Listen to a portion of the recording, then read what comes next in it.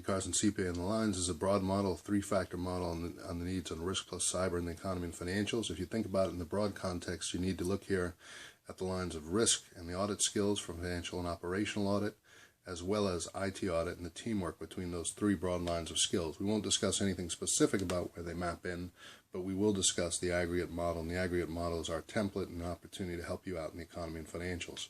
When you think about the lines of entities, we're looking at the cross-sector entity lines for industry, nonprofit, government on the judicial, legislative, and executive, and the nonprofit level of entities. Those are all the potential entities. Typically, this is just a template, a broad template based on the local lines, but it's something that you could bring anywhere in the economy. Relevant points, it'll change the model, but it's a relevant model and template. When you have individuals coming into the business lines, they bring their expertise and the opportunity to work with data in the entity lines, and they begin to create value within the data lines of entities across these sectors. And basically, they bring in data which they create, they work with financials, they work with text, which is the emails and all that good stuff, databases and things like that may be beyond financial lines. They have audio and video, which is built within these entity lines. And there's a question about whether the audio and video is actually mapped into AI lines yet.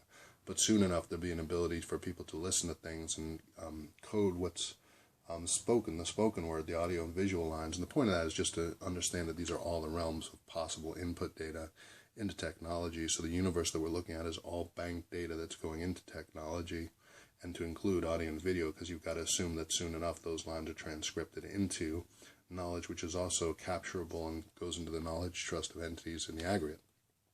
So if you think about the aggregate lines of entities, those are all the points where data is at work in the economy, and that can be the point where you're just thinking about broad controls and how we're going to have to work together on the lines of controls between these points to help protect the cross-sector stakeholders. As we look to these lines, there's embedded in technology in the IT lines. You're thinking about devices, you're thinking about hardware, you're thinking about software, you're thinking about mainframe, you're thinking about the ICT telecom lines, which are the lines of communication from point to point in the economy and where data moves. So, of course, those lines have their own special structures and ways to handle the various challenges at their point, and we're mapped into those standards. We won't talk about them right now. In the broad standards, we've talked about all the data that goes into the different sectors. In a day in the work in the economy, you've got all these entities creating data and knowledge, and that kind of produces the entity to economy lines, where in the aggregate, this is the knowledge that builds up any local or regional line. Could be a state, multi-state, or national line. It's a cumulative effect of data as you look on the line.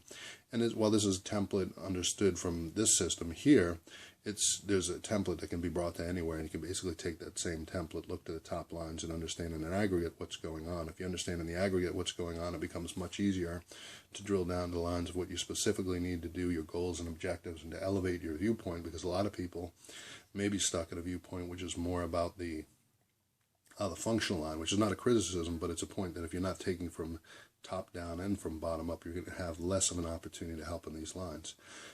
As you look out to the lines, if we think about entities, we're going to think mostly about industry, industry being the driver of growth, job creation. There's a lot of importance in helping the industry lines, so we wanted to break out a basic model, and that's about the needs of boards and directors and corporate governance and IT governance. We wanted to talk about the lines of C-level executives, each with different but important roles in that line. With the management lines, which is about getting things done, and then, for senior objectives, and then for the staff lines, which can be where we map in with the team, and we use the knowledge for training and development to help the team ramp up and be more effective for you on a quicker timeline. Looking in here, we've basically got some lines here that are also about the business partners, your attorneys, your investment professionals, your staffing consultants, your pension consultants. Could be anything. Anyone in these lines are helping with corporate wealth management, or helping with corporate governance. Attorneys, they're helping in contracts, CPAs, regulators, all people with knowledge to help you in your business, in the economy and financials, or your entity and its governance lines. And then you have the lines of the clients and vendors. Of course, an entity exists to support clients. An entity aggregates the resources of society in terms of a specific objective for profit maximization. You've got those industry lines. NGO lines study, nation to nation what's going on. NPs work for localized needs, and you could say in a general sense. And then the governmental lines have their own functions and of what they do, but all with some value of knowledge. For the entity lines, entities are accountable to stakeholders, the direct investors on their path of profit maximization. That is the entity. They're supporting stakeholder needs for wealth and growth, but within a framework of societal needs in the economy and financials. You branch that out to the next line, they have a duty to citizen stakeholders, which is evident in accounting standards of foreseen and foreseeable users. And then out to the next line, it's societal stakeholders. Entities may have a local, regional, global, or national footprint, and that footprint spreads the range of where entity can have impact. So you could have as far as a societal impact beyond the lines of a nation when you get into global trade. You look at these lines of an entity. These are entity to economy in a template model. Then it goes out economy to economy, which is, from country to country, U.S. Australia, U.S. Japan. Just as examples, could be to any country at any point, U.S. Germany, U.S. France, U.S. Mexico, U.S. Latin America. Take those lines and bring them out anywhere.